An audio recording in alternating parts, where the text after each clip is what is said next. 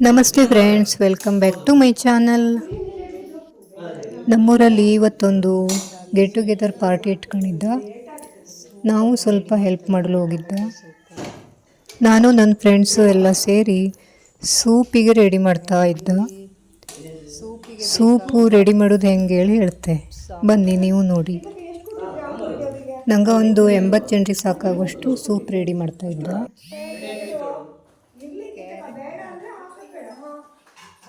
ಇದು ಗೋಬಿ ಮಂಚೂರಿಗೆ ಇದು ತಯಾರಿ ಕಡಿದ್ದು ಗೋಬಿಗೆ ರೆಡಿ ಆಯ್ಕೊಂಡು ಉಂಟು. ಹೌದು, ಕಡೆಗೆ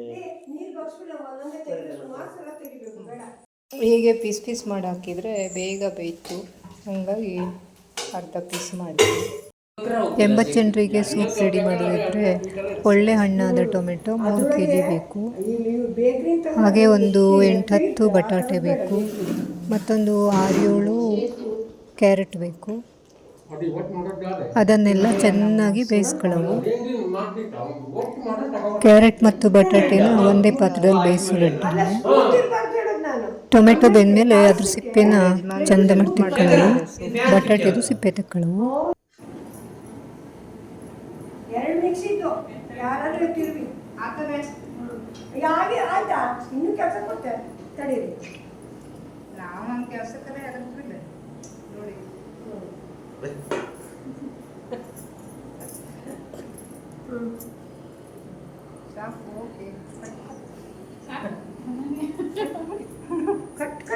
ಗೀತಕ್ಕೆ ಕೊಂಚ ನೀರು ಹಾಕಿ. ಹೌದು,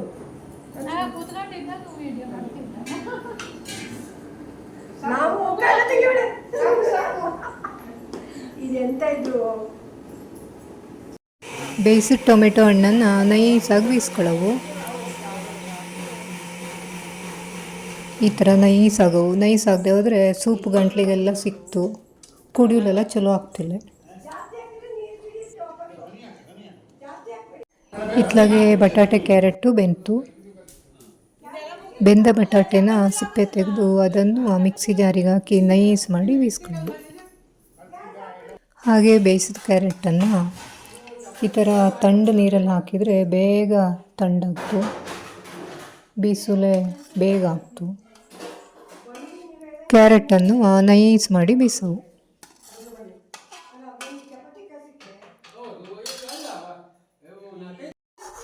ಇಲ್ಲಿ ಕಾಳುಮೆಣಸು ಮತ್ತು ಚಕ್ಕೆನ ಘಮ ಘಮ ಬರುವ ಹಾಗೆ ಸ್ವಲ್ಪ ಕೆಂಪು ಆಗುವಾಗೆ ಹುರ್ಕೊಳ್ಳವು ತುಪ್ಪದಲ್ಲಿ.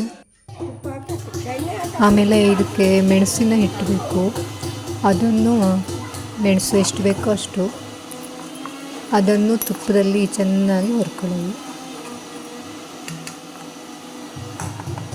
ರುಚಿಗೆ ಬೇಕಾಗುವಷ್ಟು ಉಪ್ಪು, ಒಂದು 3-4 ಚಮಚ ಸಕ್ಕರೆ ಹಾಕವು. ಆವಾಗ ಟೇಸ್ಟ್ ಜಾಸ್ತಿ.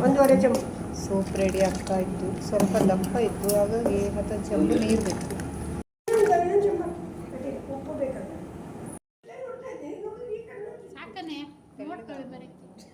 ಸೂಪು ದಪ್ಪ ಆದರೆ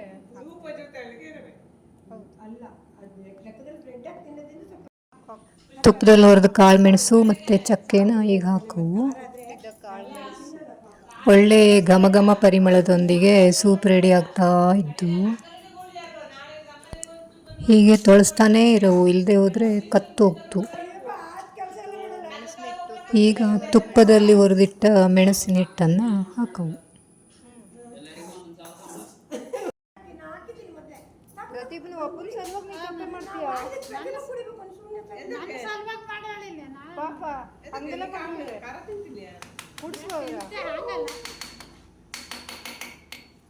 ಒಂಚೂರು ಟೇಸ್ಟ್ ನೋಡ್ತೇನೆ.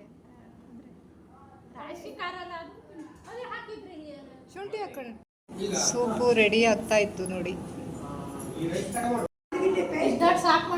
ಹೌದು, ಅಲ್ಲ ನಿಮ್ಗೆ ಸಾಕು ಅಂದ್ರೆ ಸಾಕ್ಬೋದು. ಇಲ್ಲ ಬೇಕು ಅಂದ್ರೆ ಅಲ್ಲಿ ಕೈಯಲ್ಲಿ ಪೇಸ್ಟ್ ಮಾಡ್ತೆ. ನಮ್ಮ ಸೂಪ್ ಮಾಡಿದ ಮೇಡಮ್ ಇವರಯ್ಯ, ನೋಡ್ಕೊಳ್ಳಿ ಸರಿ. ಮತ್ತೆ ನಿಮ್ಗೆ ಯಾರ್ದಾರು ಮನೆಗೆ ಸೂಪು ಏನಾದ್ರು ಮಾಡಬೇಕು ಅಂದ್ರೆ ಹೇಳಿ. ಇದು ತುಪ್ಪದಲ್ಲೇ ಹುರಿದ ಜಜ್ಜಿದ ಶುಂಠಿ. ಇದನ್ನು ಹಾಕಿ ಚೆನ್ನಾಗಿ ತೊಳಸವು.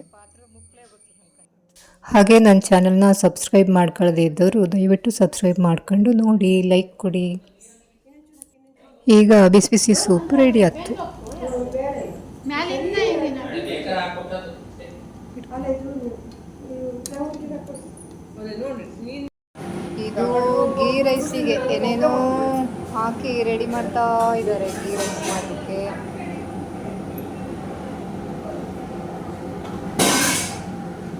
ಪರಿಮಳ ಘಮ ಘಮ ಘಮ ಘಮ ಬರ್ತಾ ಇತ್ತು.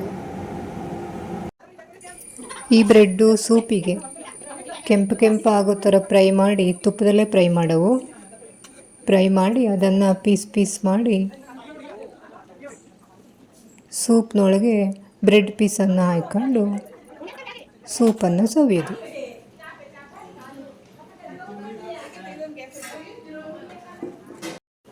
ಇಲ್ಲೊಂದು ಕಡೆ ಗೋಬಿ ರೆಡಿ ಆಗ್ತಾ ಇದ್ದು, ಹಾಗೆ ಮತ್ತೊಂದು ಕಡೆ ಚಪಾತಿ ಮಾಡ್ತಾ ಇದ್ದ. ಒಂದು 7-8 ಜನ ಎಲ್ಲ ಸೇರಿಕೊಂಡು.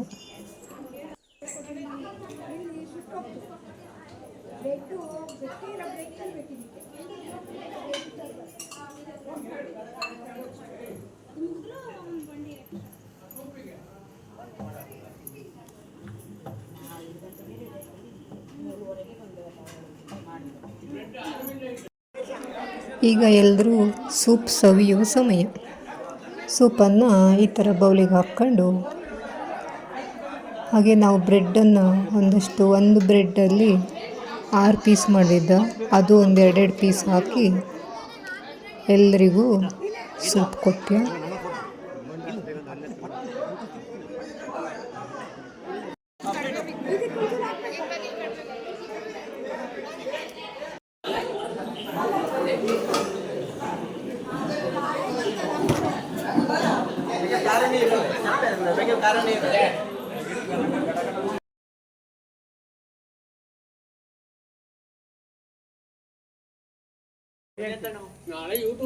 ನೋಡಿ, ಅರ್ಶಿನ ಹಾಕಿ ಈ ಥರ ಮಾಡಿ ನೆನೆಸಿಡವು. ಹುಳ ಇರ್ತದೆ. ಹೌದು ಹೌದೌದು. ಘಮ ಘಮ ಪರಿಮಳದೊಂದಿಗೆ ಗೋಬಿ ರೆಡಿ ಆಗ್ತಾ ಇದ್ದು. ಯಾವುದೇ ಕೆಮಿಕಲ್ ಹಾಕದ ಮನೆಯಲ್ಲೇ ತಯಾರಿಸಿದ ಬಿಸಿ ಬಿಸಿ ರುಚಿಕಟ್ಟಾದ ಗೋಬಿ.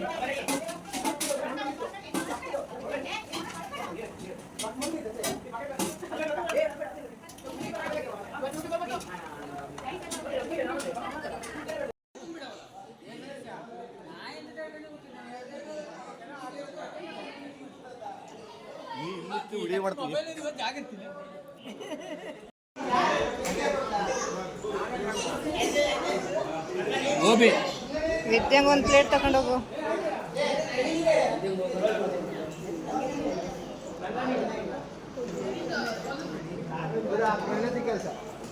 ಚಲೋ ಮಾಡ್ತೇನೆ.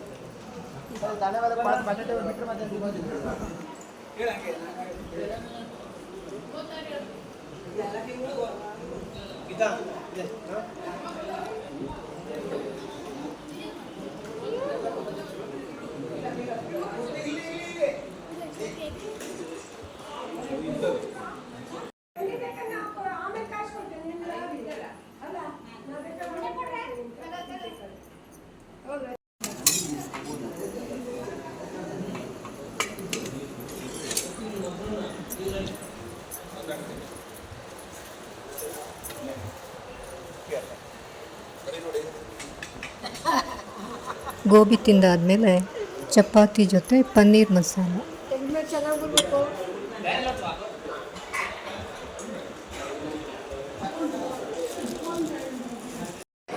ವಿಡಿಯೋ ನೋಡೋದಕ್ಕೆಲ್ಲಕ್ಕೂ ಧನ್ಯವಾದಗಳು. ಸಬ್ಸ್ಕ್ರೈಬ್ ಮಾಡ್ಕೊಂಬೋದನ್ನು ಮಾತ್ರ ಮರೆಯಡಿ. ಮುಂದಿನ ವಿಡಿಯೋದಲ್ಲಿ ಸಿಗ್ತೆ ಅಕ್ಕ.